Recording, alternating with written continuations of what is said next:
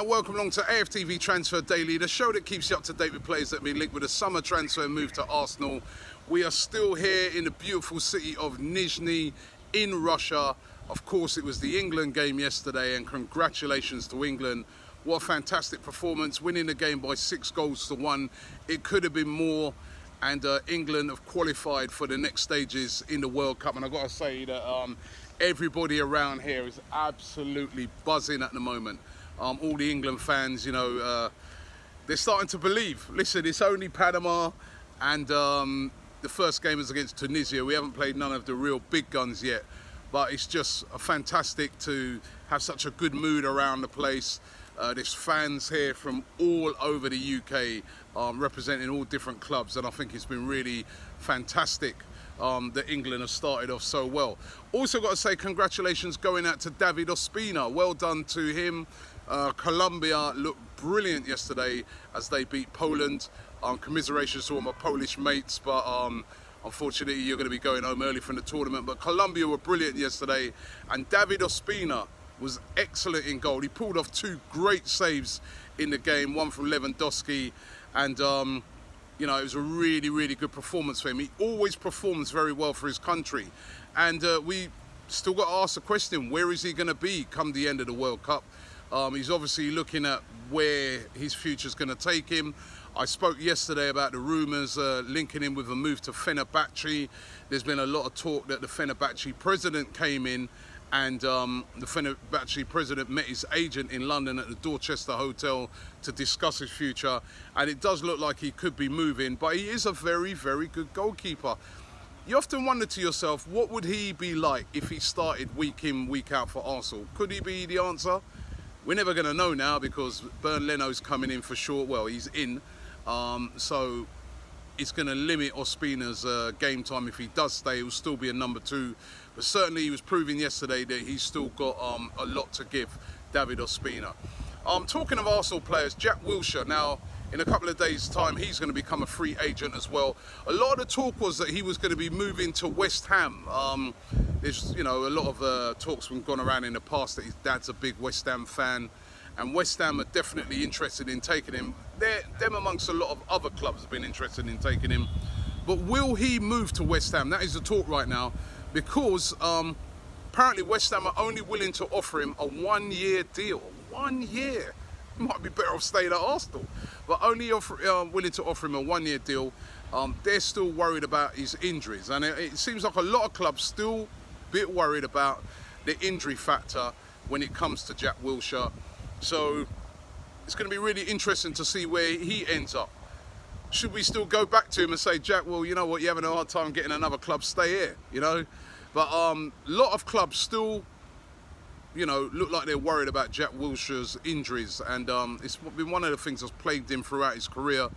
Had it not have been for all those injuries, I think he'd still be an Arsenal player, but be interesting to see where Jack Wilshere does eventually end up. Lots of clubs still interested in him, Palace, Everton, but where will he end up? We'll see.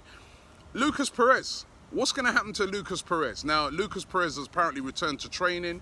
His agent has said that Lucas Perez sees his future at Arsenal and wants to stay at Arsenal, is back in training at Arsenal.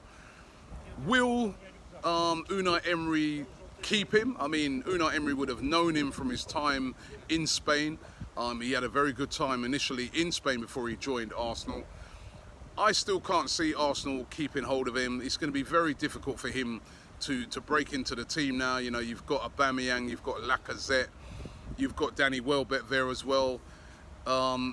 Possibly it might be time to move Lucas Perez on. I'd like to see Eddie Nketiah given a chance as well this year, as sort of that 4th striker. I don't think we should go out and buy another striker. I think Eddie should be given that chance. He's done really well when he's come in.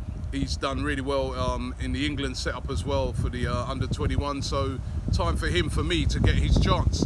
I mean, one of the things that's really, as the wind's blowing around here, nice little breeze. Nice to see a bit of breeze there because it's been so hot. But one of the things that's been a bit upsetting for me watching England is the thing that there's no Arsenal players in that England team. Apart from Danny Welbeck, who's on the bench, there's no England players in there, and that's why now I really want to see England talent at Arsenal given a chance. Eddie Nketiah, Reece Nelson. You know, I want to see these guys given a chance now. Maitland-Niles, you know, because, you know, we want to come out here, and when we're watching the England team, we want to see some of those guys playing. You know, it gives you a real buzz when you see some of your players from your club representing your country, and that's been one of the sort of shameful things for me with this tournament, in that, you know, there's not really any Arsenal representation for England. It's full of Tottenham players, if I'm being truthful. But Lucas Perez, it'll be really interesting to see where he ends up. Now, one player that could be incoming, we're talking about this actually every day at the moment, and that is Ever Banega. Again today, a lot of the speculation is that Unai Emery called him personally to speak to him and say, listen, Ever, we want you at Arsenal. This is a big project, and I want you to be part of it. Now, will Ever Banega come to Arsenal? Banega is a very, very talented player. He's a playmaker, deep-lying playmaker, something that we don't have now, especially that Jack Wilshere's gone. No Santi, as I've been pointing out over the days. This is a real live transfer deal at the moment. This is something that Arsenal really want to happen. They want to bring in Ever Banega. This is Unai Emery's guy. He wants to bring him in. He knows him from his time at Sevilla, and they are working very hard on it. That's what I'm hearing. The Arsenal are working very hard to try and bring Banega in. Banega is not entirely happy at Sevilla. He's not been happy with the direction in which the club's going in. However, his family apparently like it in Sevilla, and they would like to stay there. But what will happen with Ever Banega? Will Ever Banega become an Arsenal player? And as I said, it's Unai Emery. Unai Emery would love to bring Banega into Arsenal. It's Unai Emery's guy, and it will be Unai Emery signing. So, going to be really interesting to see how this one develops. Of course, Banega's still over here with the Argentinian squad. They've got a really important game coming up against Nigeria, which will decide whether they stay in the World Cup or not. We may not see this one decided until after Argentina exit the World Cup. But Banega to Arsenal is not just talk, it's a serious one. It would cost Arsenal about £17.5 million. Will it happen? Let's keep an eye on this one. This could happen. Marouane Fellaini, listen up, fans. Be ready for this. He's going to announce what he's going to be doing with his future. In a couple of days' time, he'll become a free agent. Will he be coming to Arsenal? I know there's a lot of fans out there thinking, hopefully not. They don't really want him to come to Arsenal. But will Marouane Fellaini say to himself, yeah, I'll be up for a transfer to Arsenal? Will he stay at Manchester United? Will he go elsewhere? Certainly, I was looking today that he's demanding £125,000 a week in wages. Fellaini. I can't see that happening. I can't see him coming to Arsenal, especially if he's demanding that sort of money. I mean, if Arsenal gone mad to sign him, and let's have it right. Universally, practically every Arsenal fan I've spoken to do not want Marouane Fellaini. Man United fans don't want Marouane Fellaini. He can be a plan B. He can be a plan B battering ram that you can bring on if it's not going for you.